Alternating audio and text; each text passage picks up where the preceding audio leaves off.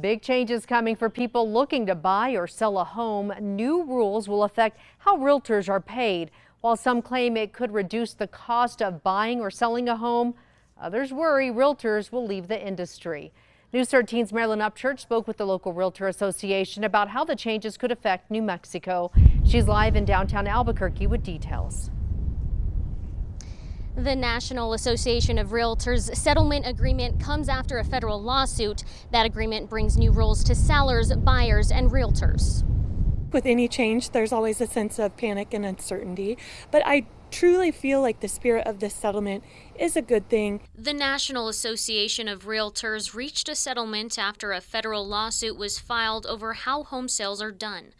The new rules will change realtor commissions, which traditionally has reached 6% of the purchase price of a home. Morgan Kennedy with the Greater Albuquerque Association of Realtors says it's a big difference, and now realtors in the state are getting ready for what this means. The two biggest changes that we're seeing in our industry right now required by this settlement, the first of which is that buyer broker compensation can no longer be communicated through our multiple listing service. The second big change is before touring a home, a buyer will now be required to sign a buyer agreement with their realtor. The intent of that is not to lock them into some type of long-term agreement.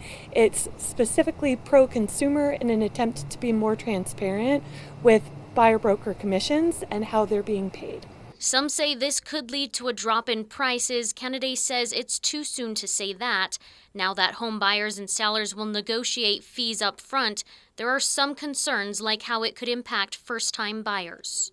If they have saved up for years and years to be able to have enough for their down payment, and if they have a seller on the other side of the transaction unwilling to help them assist with their buyer broker compensation, they either have to find a different house or have to go through that process without their own representation.